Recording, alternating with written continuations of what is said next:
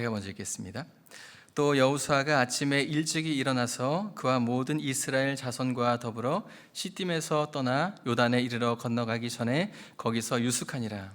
사하로의 관리들이 진중으로 두루다니며 백성에게 명령하여 이르되 너희는 레위 사람 제사장들이 너희 하나님 여호와의 언약궤 매는 것을 보거든 너희가 있는 곳을 떠나 그 뒤를 따르라.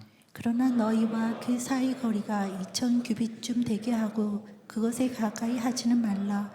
그리하면 너희가 행할 길을 알리니 너희가 이전에 이 길을 지나보지 못하였음이니라 하니라. 여호수아가 또 백성에게 이르되 너희는 자신을 성결하게 하라. 여호와께서 내일 너희 가운데에 기이한 일들을 행하시리라.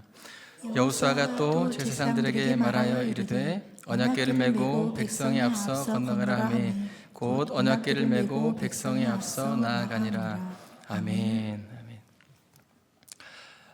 저는 처음 가보는 길을 매우 두려워합니다. 처음 가는 길을 굉장히 어색해하고 또 낯선 길을 매우 두려워합니다. 낯선 곳에 가면 움츠려들 때가 참 많이 있습니다. 그런데 저와 함께 사는 제 아내는 전혀 그렇지 않습니다. 저와 다른 성향을 가지고 있습니다. 타지에 가더라도 서슴없이 골목길을 가고 낯선 길을 과감하게 들어갑니다. 제가 이쪽으로 하면 우리가 원하는 목적지가 나올까라고 물으면 길은 다 연결되어 있어 라고 앞장서서 걸어갑니다. 그런데 그러다가 가끔 길이 연결이 되지 않는 길을 만날 때 저에게 한 소리를 듣곤 합니다. 우리가 살아있는 이 순간, 살아있는 한 우리는 앞을 향해서 우리는 행진하면서 걸어가게 되어 있어요. 무언가를 새롭게 시작한다라는 것은 정말 가슴 뛰는 일 아니겠습니까? 첫 만남, 첫 직장, 첫 출산, 첫 월급, 첫사랑, 듣기만 해도 굉장히 좋은 그런 이야기입니다. 그리고 처음 맞이하는 내일. 그러나 동시에 한 번도 가보지 않은 그러한 불확실한 미래, 이 미래를 우리는 두려워하고 있는 것이죠. 우리는 종종 무언가를 새롭게 시작할 때 우리를 당황스럽게 만드는 문제를 종종 만나게 됩니다. 사업을 시작하려고 하지만 통장에 잔고가 없는 것을 보게 됩니다. 우리가 가야 할 길이 보이지 않거나 또 시간이 지나도 상황이 좀처럼 나아지지 않는 그러한 상황들을 바라볼 때가 있어요. 여러분, 한 해가 바뀌었습니다. 새로운 길이 보이십니까? 불확실한 미래를 앞에 두고 지금까지 여러분은 무엇을 따라오셨습니까? 그리고 지금 무엇을 따라가고 계십니까? 오늘 우리는 우리와 비슷한 상황에 놓여 있는 한 인물을 성경에서 보게 됩니다. 그가 바로 여호수아입니다.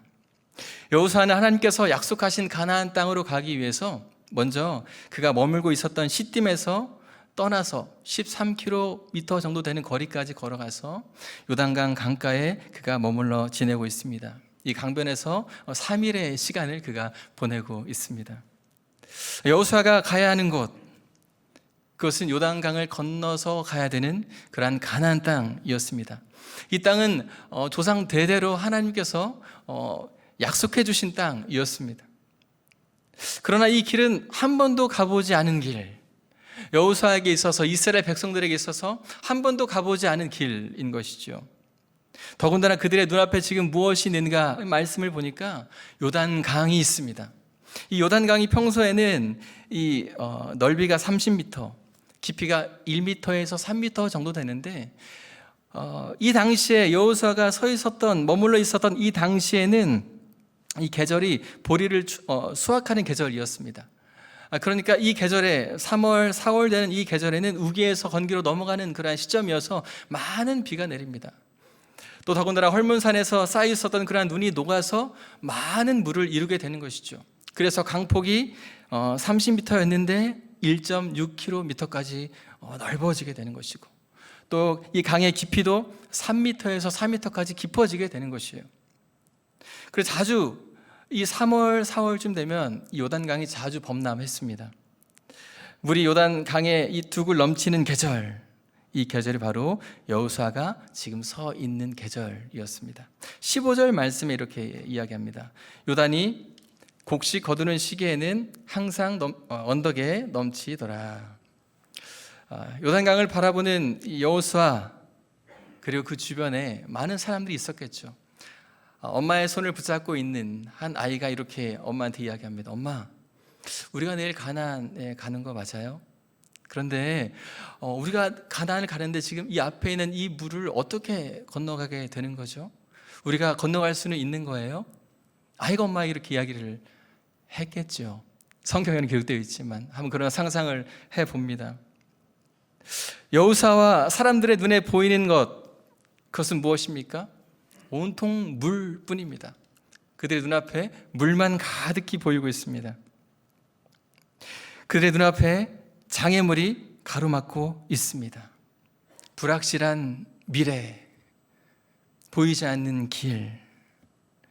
여호수아가 3일간 요단강을 바라보면서 어떤 생각을 했을까요? 아침에 자고 일어나서 요단강을 바라보면서 이 강을 과연 건널 수 있을까?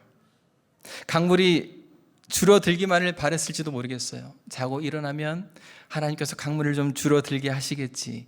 자고 일어나서 바라보는데 여전히 넘쳐나는 요단 강물을 보게 됩니다. 또 자고 일어나서 그 이부자리에서 오늘은 좀 물이 좀 줄어들어 있겠지. 그런데 여전히 똑같은 그런 요단강의 모습을 여호수아가 보게 됩니다. 요단강을 바라보는 사람들의 눈앞에 현실이 그랬습니다. 길도 보이지 않습니다. 장애물에 가로막혀 있습니다. 자신의 힘으로 도저히 건널 수 없는 강이라는 것을 지금 그들이 뼈저리게 느끼고 있는 것이죠. 여러분, 이 건너지 못할 요단강물 앞에 서 있는 이 여호수아의 모습 속에서 혹시 우리의 모습이 겹쳐져 보이지 않습니까? 하루 이틀 지나도 여전히 그 자리인 것 같은 근심의 강이 우리 앞에 넘쳐나는 것이 보이지 않습니까? 한 해가 바뀌었다고 우리의 삶이 바뀐 것이 없습니다. 2024년이 시작된 지 7일 정도가 지났습니다. 그런데 일주일 전과 지금 무엇이 바뀌어 있습니까? 정치가 바뀌어 있습니까? 사회의 어떤 제도가 바뀌어 있습니까? 아니면 여러분의 월급이 바뀌셨습니까? 물가가 바뀌었습니까?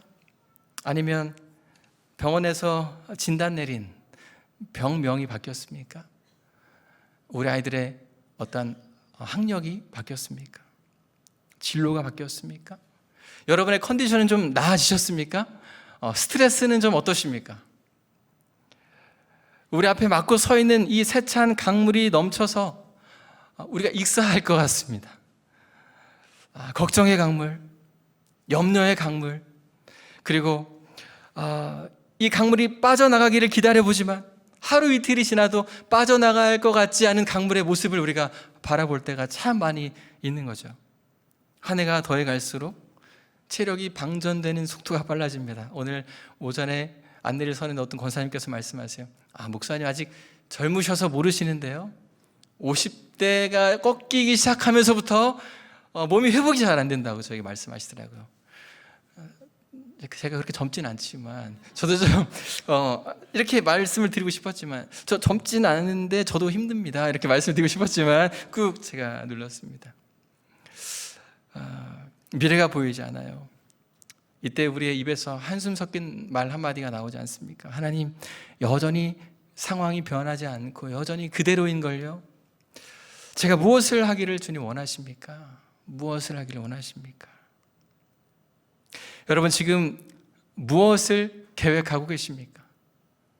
어떻게 불확실한 두려움의 미래를 우리가 힘차게 행진하면서 앞으로 한 걸음 한 걸음 우리가 향하여서 나아갈 수 있을까요? 이스라엘 백성들은 이제 다음 날이 되면 가나안 땅으로 출발할 때가 되었습니다. 요단강에 머문 지 3일이 되었을 때에 이스라엘 지도자들이 그들이 머물러 있는 그러한 숙소 한 곳 한 곳을 찾아다니면서 이렇게 외치고 명령하는 것이죠. 자, 여러분, 이제 제가 하는 말을 잘 들으셔야 됩니다. 잘 들으셔야 됩니다. 저기 멀리서 제사장들이 언약궤를 메거든 여러분 그 자리에서 일어나셔서 언약궤를 따라가야 됩니다. 그런데 따라갈 때 한 가지 법칙이 하나 있는데, 언약궤와 여러분의 사이의 거리를 900m 정도 간격을 두고 따라가십시오. 반드시 그렇게 하셔야 됩니다. 지도자들이 그 집집마다 돌아다니면서 그렇게 외치는 것이죠. 이게 바로 3절과 4절의 말씀입니다. 거리를 둔 이유가 무엇일까요? 언약궤와 거리를 왜 두었을까요? 많은 사람들이, 이스라엘 모든 백성들이 언약궤를 볼 수 있도록, 언약궤를 메고 가는 제사장의 모습을 볼 수 있도록 900m의 거리를 두게 한 것이죠. 여러분, 법궤가 무엇입니까? 이 언약궤가 무엇입니까? 언약궤 안에는, 법궤 안에는 이스라엘 백성을 이 광야에서부터 먹이신 만나를 담아둔 항아리가 들어있었습니다. 또 아론의 쌍난 지팡이가 들어있었습니다. 그리고 모세가 받은 그러한 십계명 돌판이 들어있었습니다. 아무것도 없었던 그러한 광야에서 하나님께서 이스라엘 백성들을 먹이셨고 인도하셨던 증거가 바로 이 법궤 안에 들어있었습니다. 그런데 법궤는 더 중요한 영적인 의미가 있어요. 바로 하나님의 임재를 상징합니다. 법궤는 하나님의 임재를 상징해요. 과거 이스라엘 백성들이 지나온 광야는 자신들이 가고 싶은 대로 마음대로 갈 수 있는 그러한 지역이 아니었습니다. 가고 싶으면 가고 멈추고 싶으면 멈추는 그러한 장소가 아니었습니다. 사방에 적들과 짐승들이 있습니다. 길도 잘 알지 못합니다. 그래서 위험한 곳이었어요. 그러니 하나님 그 임재하시는 이 법궤가 가는 길만 이스라엘 백성들이 따라갔어야만 했습니다. 법궤를 따라서 광야를 통과해서 어디까지 왔습니까? 이제 요단강까지 그들이 왔습니다. 그리고 이제 그들이 이전에 한 번도 지나본 적이 없는 미지의 땅을 향해서, 법궤가 하나님의 그 임재하심이 향하는 그곳을 향해서 그들이 이제 따라가야 할 차례가 되었습니다. 4절 말씀인데요, 제가 한번 읽어보겠습니다. 너희와 그 사이 거리가 2000규빗쯤 되게 하고 그것에 가까이 하지는 말라. 그리하면 너희가 행할 길을 알리니 너희가 이전에 이 길을 지나보지 못하였음이니라 하니라. 뭐라고 말씀합니까? 이전에 한 번도 가본 적이 없었던 길, 생소한 길, 그 길을 너희들이 가게 될 것이다.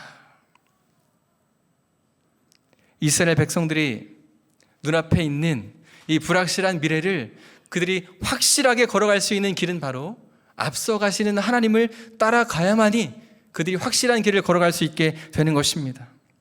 하나님이 그들의 앞에 앞서 가셔야만 했습니다. 자신의 경험으로도 안 됐습니다. 지식으로도 안 됩니다. 인생의 유일한 내비게이션이 되시는 그 하나님을 따라서 이스라엘 백성들이 걸어가야 되는 것이죠. 그래야만이 안전하게 가나안 땅으로 들어갈 수 있게 되는 것입니다. 이스라엘 백성들이 앞서가시는 하나님을 따라갔을 때 어떤 일이 벌어지게 되었습니까? 언약궤를 맨 제사장들이 요단강 물에 첫 발을 내딛었을 때에, 물에 발을 담궜을 때 물이 언덕처럼 쌓이고 마른 땅이 드러나게 되었습니다. 우리 15절에서 17절 말씀을 같이 한번 읽어볼까요? 시작. 궤를 맨 자들이 요단을 이르며 궤를 맨 제사장들의 발이 물가에 잠기자 곧 위에서부터 흘러내리던 물이 그쳐서 사르단에 가까운 매우 멀리 있는 아담성읍 변두리에 일어난 한 곳에 쌓이고 아라바의 바다 여매로 향하여 흘러가는 물은 온전히 끊어지며 백성이 여리고 앞으로 바로 건널세. 여호와의 언약궤를 맨 제사장들은 요단 가운데 마른 땅이 굳게 섰고 그 모든 백성이 요단을 건너기를 마칠 때까지 모든 이스라엘은 그 마른 땅으로 건너갔더라. 아멘. 이 길은 한 번도 가본 적이 없는 길입니다. 이 길은 하나님께서 앞서 가셔야만이 보이는 길이었습니다. 하나님께서 앞서 가실 때 그들을 막아선 장애물이 거치고 보이지 않던 길이 드디어 보이기 시작했습니다. 하나님께서 앞서 가시는 이유, 또 한 가지 이유가 있었는데요. 그건 바로 하나님께서 이스라엘과 이스라엘을 대적하는 그 적들과 함께 하나님이 앞서가셔서 싸우시겠다라는 것이에요. 3장 10절 말씀을 제가 한번 읽어볼게요. 또 말하되 살아계신 하나님이 너희 가운데 계시사 가나안 족속과 헷 족속과 히위 족속과 브리스 족속과 기르가스 족속과 아무리 족속과 여부스 족속을 너희 앞에서 반드시 쫓아내실 줄을 이것으로써 너희가 알리라. 하나님을 향하여 순종하고 하나님의 그 뒤를 따라가는 백성들에게 하나님께서 주시는 약속의 말씀입니다. 앞에 있는 장애물을 거치게 할 뿐만 아니라 앞에 있는 수많은 장애물들을 하나님께서 정리하시고 그들을 인도해 주시겠다고 말씀하시는 것이에요. 어린 시절에 저희 할아버지가 사시던 집은 시골이었는데요. 산 아래에 있는, 그러니까 높은 곳에 있는 그러한 집이었습니다. 그래서 그 집 마루에 앉아 있으면 저 아래에 있는 수많은 그러한 그 집들이 다 보이게 되고, 또 저 멀리서 걸어오는 사람들, 누가 걸어오나, 또 작은 아빠가 걸어오나, 아니면 고모가 걸어오나, 걸어오는 사람들의 모습을 볼 수 있는 그러한 높은 곳이었어요. 그러다 보니까 슈퍼와도 거리가 멀었습니다. 너무나 멀었어요. 할머니께서 팔남매를 낳으셨습니다. 참 많은 자녀를 낳으셨어요. 팔남매를 낳으셨어요. 그래서 명절이 되면 식구들이 많이 모이게 되는 것이죠. 명절이면 밤 한 10시쯤 되면 작은아버지가 주문을 합니다. 창훈아, 가서 막걸리 좀 사와라. 창훈아, 가서 맥주 5병만 사와라. 이렇게 이야기를 해요. 그때가 1988년 정도였던 것 같습니다. 여러분 아십니까? 그때부터 배달의 민족이 시작되었습니다. 배달의 민족의 역사가 그때부터 시작되었어요. 집에서 슈퍼까지의 거리가 무척이나 무서웠습니다. 개들도 있고, 또 그 밤마다 우리 할머니께서 권사님임에도 불구하고 귀신 얘기를 그렇게 해주셨어요. 그래가지고 그 밤길 밤 10시에 넘어서 그 길을 가는 것이 너무나 두렵습니다. 더군다나 바로 그 좁은 길 옆에 우물이 하나 있었어요. 우물이. 그래서 누군가가 우물에서 귀신을 봤다 하더라, 우물에 누가 빠져 죽었다 하더라, 그런 이야기들을 하시니까 그 밤에 제가 그 우물 옆을 걸어가야 되는데, 지나가야 되는데 얼마나 두려웠겠습니까? 참 많이 두려웠어요. 근데 혼자 갈 땐 두려웠지만 누나가 함께 가거나 또 엄마가 함께 갈 때는 전혀 두렵지 않았습니다. 하나님은 우리를 너무나 잘 아시는 분이세요. 이스라엘을 인도하신 그때 그 하나님께서 바로 저 여러분들을 인도하십니다. 불확실한 내일을 우리 주님께서 함께 가자고 말씀하십니다. 너희가 어느 길로 가야 하는지 다 알고 있으니까 나만 따라와라 말씀하십니다. 너의 생각을 의지하지 말고, 너의 그 잔머리를 굴리지 말고 나만 따라와라. 다른 것 의지하지 말고 나만 따라오라고 우리 주님께서 말씀하십니다. 오늘 우리에게는 법궤가 없습니다. 그렇다면 오늘 우리가 따라가야 할 법궤는 무엇이겠습니까? 바로 하나님의 말씀입니다. 우리가 손에 든 이 성경 말씀을 따라가야 되는 것이죠. 하나님은 이 말씀 위에 임하시고 이 말씀을 통하여 앞서가십니다. 성경은 말씀하세요. 캄캄한 한밤중에 우리가 내디딜 수 있는 다음 걸음을 보여주는 빛이 바로 이 하나님의 말씀이라고 성경은 말씀합니다. 시편 119편 105절에 이렇게 말씀하죠. 주의 말씀은 내 발의 등이요 내 길의 빛이니이다. 세상은 어둡습니다. 많은 사람들이 사탄의 종노릇을 하면서 돈이든 생명이든 무엇이든 뺏어가려고 혈안이 되어 있는 것이 바로 세상인 것이죠. 진리의 빛을 잃어버린 것, 그곳이 바로 세상입니다. 위험이 도사리고 있는 것, 그곳이 바로 세상입니다. 그런데 성도는 바로 이 세상 속에 살아가야 됩니다. 세상 속에서 살아가야 돼요. 그때 우리에게 무엇이 필요하겠습니까? 바로 이 말씀이 우리에게 필요합니다.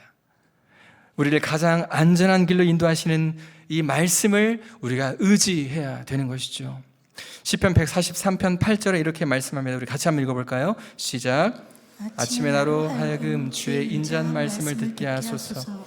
내가 주를 의뢰함이니이다. 내가 다닐 길을 알게 하소서. 내가 내 영혼을 주께 드림이나이다. 말씀을 듣고 말씀을 읽고 말씀을 가까이 하는 것은 우리가 하나님을 의지하는 것입니다. 이 세상을 살아가면서 의지해야 될 것이 얼마나 많이 있습니까? 우리가 하나님께 맡겨드려야 될 것들이 얼마나 우리 인생 가운데 많이 있어요. 우리가 그런데 금방 깨닫죠. 세상에는 의지할 것이 없고 오직 하나님께만 의지할 뿐이 내가 의지할 뿐 오직 하나님뿐이라는 것을 우리가 금방 깨닫습니다. 이러한 찬양이 있어요. 어려운 일 당할 때 나의 믿음 적으나 의지하는 내 주를 더욱 의지합니다. 세월 지나갈수록 의지할 것뿐일세.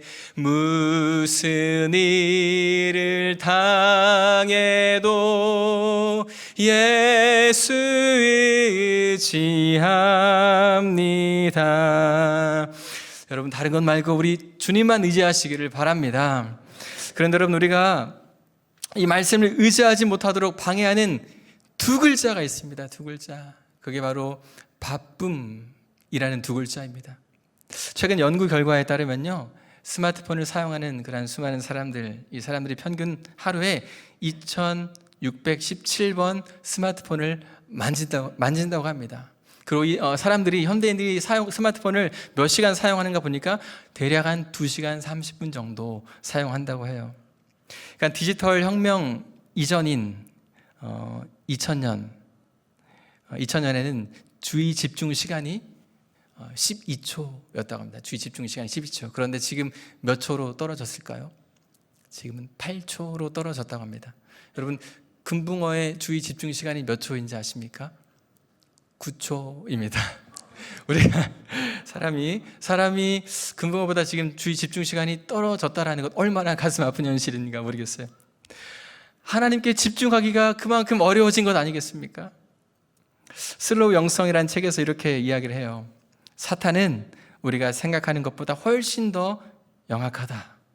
오늘날 사탄은 성경책을 펴고도 휴대폰을 힐끗거리거나 매일 밤 지친 몸을 소파에 누이고 밀린 넷플릭스 드라마를 따라잡거나 인스타그램에 중독되거나 주말에도 회사에 출근하거나 축구 중계를 빠짐없이 챙겨보느라 바쁜 삶의 형태로 나타난다. 여러분, 어떻습니까? 좀 공감이 되면 안 되는데 공감이 되십니까? 혹시 우리 집에 있는 남편의 이야기 아니면 나의 이야기로 혹시 느껴지십니까? 바쁘다 보니까 말씀을 읽을 시간이 너무나 부족한 거죠. 또 말씀에 집중하기도 힘든 시대를 우리가 살아가고 있습니다. 우리 삶에 이런저런 일로 피곤하고 고달파지면 하나님의 그 음성을 듣기가 너무나 힘들어지는 것이죠. 우리가 살아가는 세상은 소음이 참 많이 있습니다. 세상의 소음은 하나님의 음성에 귀를 기울이지 못하게 만드는 거죠. 우리에게 정말 필요한 것이 무엇입니까? 하나님의 말씀인데 이 소음이 하나님의 말씀을 듣지 못하게 한다는 것이에요. 세상 사람들은 한 번도 가본 적이 없는 길 위에서 그들이 어떻게 그 미래를 준비합니까? 경험을 많이 쌓거나 남의 지식을 빌려옵니다. 돈을 씁니다. 또한 많은 사람들이 모여서 머리도 맞대어 봅니다. 잘 먹고 운동도 해서 체력도 길러봅니다. 사람을 모으죠. 전문가의 도움도 받아봅니다. 유명한 사람의 도움도 받아봅니다. 조언도 구해봅니다.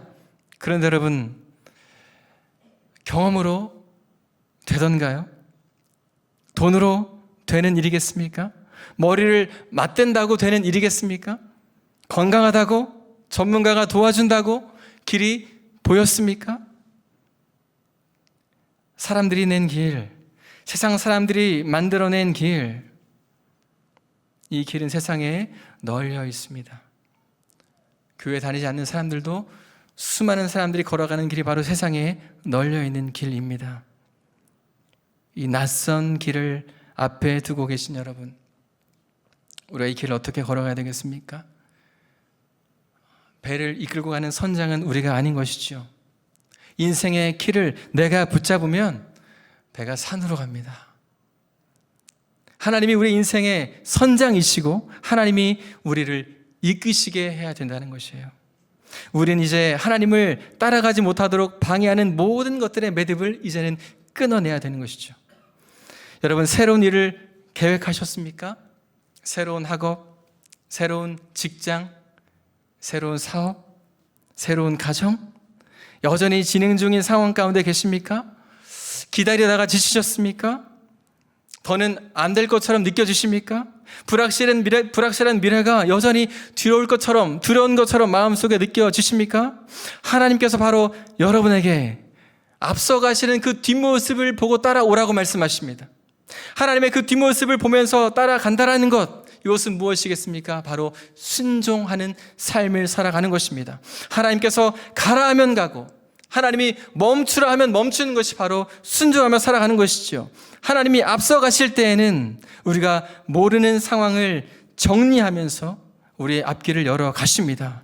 그러니 앞서 가시는 하나님이 계시기 때문에 오늘 우리가 평안할 수 있는 것 아니겠습니까? 말씀을 따라 살기를 결단하는 우리 앞에 우리보다 앞서 가시는 하나님의 모습을 보게 될 것입니다. 믿음으로 살기를 결단하는 우리 앞에 선명하게 찍힌 하나님의 그 발자국을 우리가 보게 될 것입니다. 하나님을 따라가는 자에게 주님께서 말씀하십니다. 5절 말씀에 내일 너희에게 기이한 일들을 행하시리라. 하나님께서 놀라운 일들을 보여주신다는 것이죠. 기적을 보여주신다는 것입니다. 제가 어제 오전에 사업장 신방을 다녀왔습니다. 어느 집사님 부부께서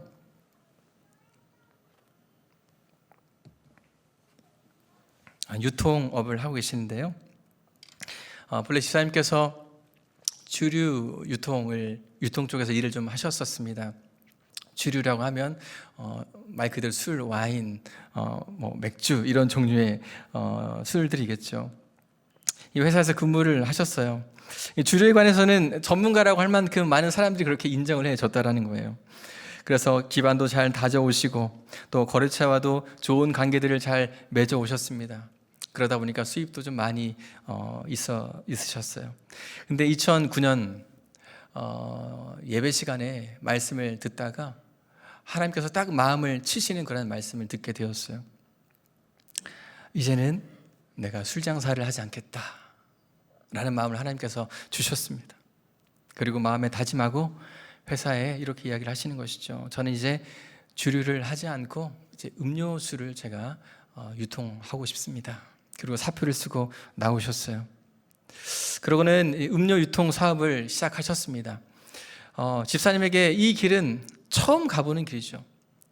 말 그대로 보이지 않는 길입니다. 더군다나 이전 회사에서 이 사람이 이 회사를 나가게 되면 그동안 알고 있었던 수많은 사람들, 이 인맥을 가지고 이 거래처들을 다 가져갈 것이다 이렇게 생각을 하고 이 집사님을 도와주지 않으셨다라고 해요.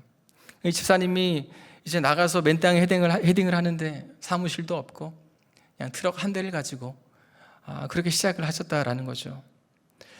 그래서 엄청나게 고생을 하셨대요. 명함도 열심히 돌려보지만 이전에 주류 쪽 일을 할 때는 사람들이 그러니까 주류 쪽 일을 할 때는 굉장히 사람들이 반가워하고 자신이 굉장히 엄청 반가워해졌는데 이 음료 쪽 유통을 하다 보니까 그냥 명함 놓고 가세요. 굉장히 시큰둥하게 대했다라는 것이죠. 그러던 중에 선배 하나가 이 딱한 모습을 보고 유통을 할 수 있도록 판로를 열어주시면서 처음 트럭 한 대로 시작을 했는데 지금 트럭 9대로 운영을 하고 계실 만큼 이 사업이 확장이 되었습니다. 이 부부께서 이런 말씀을 하시면서 저에게 주시는 말씀이 모든 게 하나님의 은혜였습니다. 에베네셀 하나님이셨습니다 라고 고백을 하셨어요. 여러분들도 아시는 것처럼 업종을 바꾼다라는 것은 쉽지 않습니다. 생계가 달려있기 때문에 그렇습니다. 그런데 가능성이 제로이고 인맥이 제로인데 집사님은 어느 날 새벽에 찾아오신 그 하나님의 말씀을 듣고 그 말씀을 따라서 움직이기 시작한 것이죠. 사람과 인맥과 돈이 아니라 하나님을 따라서 움직이셨습니다. 저는 발이 참 빠릅니다. 어제 토세 때 담임 목사님께서 말씀을 하셨는데 발이 참 빠릅니다. 제가 초등학교 때 전국체전에 예선전에 나갔던 이력이 있습니다. 발이 빠른 이유가 있었어요. 학교에 육상부가 없었지만 체육 선생님께서 달리기를 잘하는 저를 보고 전국체전에 한번 나가보자. 그래서 먼저 예선전에 저를 보내셨는데 저의 결과는 예선전까지였습니다. 아무리 빠른 발을 갖고 있어도 저는 하나님보다 빨리 가지 않습니다. 하나님보다 먼저 간다고 해서 좋을 것이 없기 때문에 저는 하나님보다 빨리 가지 않습니다. 발은 빠르지만 저의 신앙의 철칙은 하나님께서 보여주시는 만큼만 걸어가자. 이것이 저의 신앙의 철칙입니다. 아내와 연애 시절에 저의 꿈은 무엇이었냐면 평범한 직장인이 저의 꿈이었습니다. 그런데 아내의 꿈은 중국 선교사로 나가는 것이 아내 꿈이었습니다. 서로 비전이 다르기 때문에 어떠한 결과가 있었을까요? 싸우는 것이죠. 너의 꿈은 중국 선교사고 나의 꿈은 직장인이니 헤어져야 되지 않겠냐. 1년 동안 내내 싸웠습니다. 내내 싸웠어요. 그러던 중에 하나님께서 캄보디아로 단기 선교를 갈 수 있도록 길을 열어주셨고 길을 보여주셨습니다. 아내와 함께 캄보디아 한 달 정도 섬기고 돌아오면서 또 하나님께서 저의 마음속에 이런 마음을 주셨어요. 네가 선교사를 섬기는 것이 어떻겠느냐. 그래서 OMF 선교회에서 4년 정도 간사로 제가 일을 했습니다. 또 간사로 일을 하는 동안 하나님께서 저에게 또 이런 마음을 주셨습니다. 신학교에 가보는 것이 어떻겠는가. 이런 마음을 저에게 주셨어요. 신학교 입학을 해서 열심히 공부를 하고 1학년 말쯤 되었을 때 장정래 선교사님에게 연락이 왔습니다. 우리 교회에 이력서를 한번 내보지 않겠어요? 이렇게 연락이 왔습니다. 청년부에 자리가 있는데 이력서를 내보라고. 제가 기도하고 이력서를 내고 그 이후에 제가 15년 동안 이렇게 지구촌 교회에서 교회를 섬기고 있게 되었습니다. 사역을 하면서도 지금도 여전히 하나님께서 보여주시는 그러한 한 걸음 한 걸음의 길을 걸어가고 있습니다.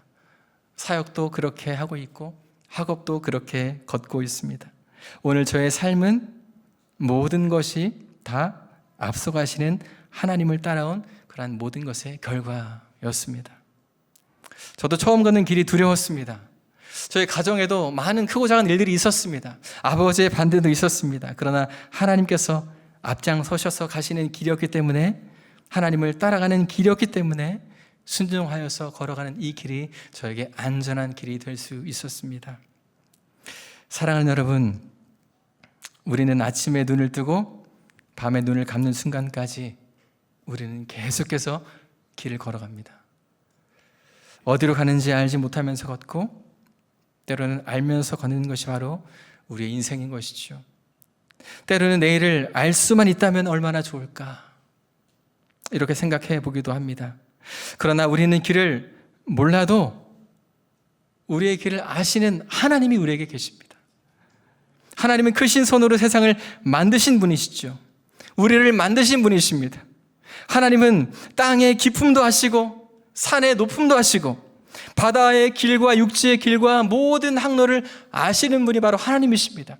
그 하나님이 바로 저와 여러분의 인생 길도 아십니다. 성경은 우리를 가리켜서 이렇게 말씀하는 거죠.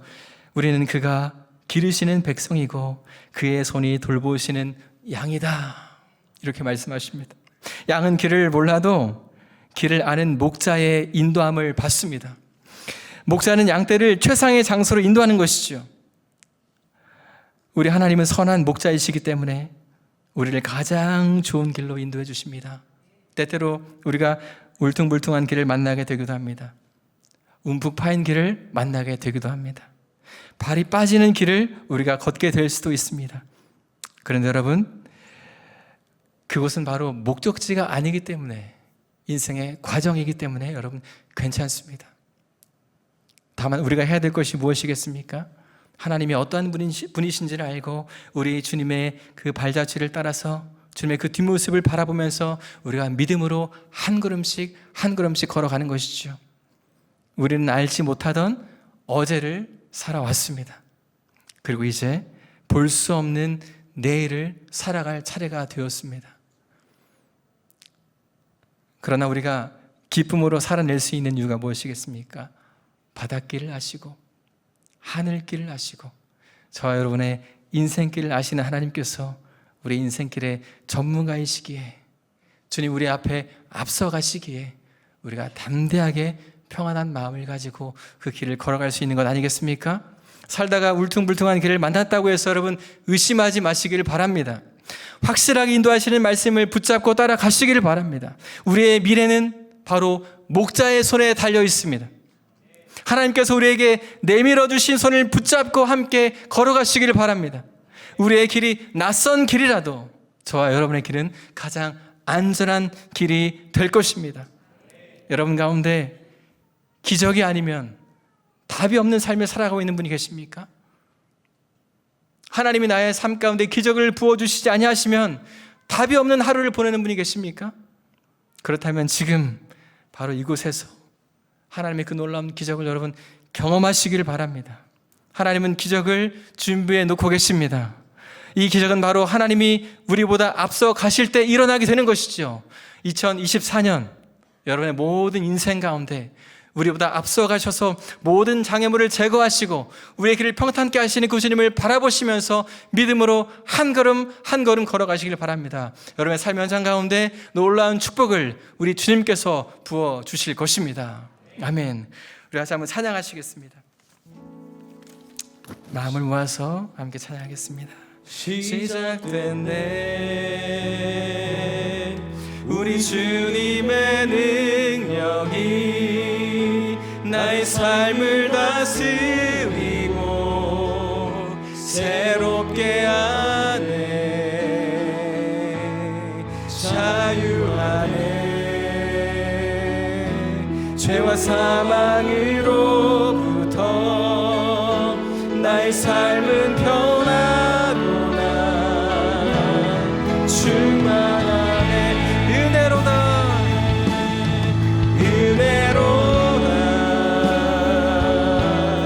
주의 은혜 한량 없는 주의 은혜 은혜로다 주의 은혜 변함없는 신실하신 주의 함께 일어나셔서 고백할까요? 은혜로다 은혜로다 주의 은혜 한량 없는 주의 은혜 은혜로다 주의 은혜 변함없는 신실하신 주의 변함없는 신실하신 주의 은혜 변함없는 신실하신 주의 은혜 이 시간 우리가 한 가지 기도 제목 가지고 기도하기 원합니다. 이 시간 기도할 때 하나님 아버지 제가 인생 여정 속에서 오직 주님만 바라보겠습니다. 이 세상 바라보지 아니하고 나의 형편 바라보지 아니하고 나의 몸의 여러 상태들 바라보지 아니하고 주님만 바라보고 믿음으로 걸어가겠습니다. 나의 삶을 앞서가시는 주님의 그 뒷모습을 바라보면서 믿음으로 담대히 걸어가겠습니다. 나의 삶을 인도하여 주시옵소서. 내 인생을 붙잡아 주시옵소서. 성령께서 충만한 삶으로 나의 삶을 이끌어 주시옵소서. 같이 한번 기도하겠습니다. 하나님 아버지 시간 같이 한번 나아갑니다. 모든 인생을 주의 손에 맡겨드립니다. 우리의 삶의 모든 여정을 주의 손에 맡겨드립니다. 우리의 삶을 인도하여 주시옵소서. 하나님 아버지 주의 백함을 주의 손에 맡겨드립니다. 우리의 가정의 모든 상황들을 주의 손에 맡겨드립니다. 주님을 바라보며 주의 발자취를 따라서 우리가 걸어가기를 원합니다. 주의 어려운 가운데 샘을 부어주시옵소서. 성령의 충만한 능력으로 우리와 함께하여 주시옵소서. 주 우리에게 말씀하여 주시고 우리를 붙잡아 주시고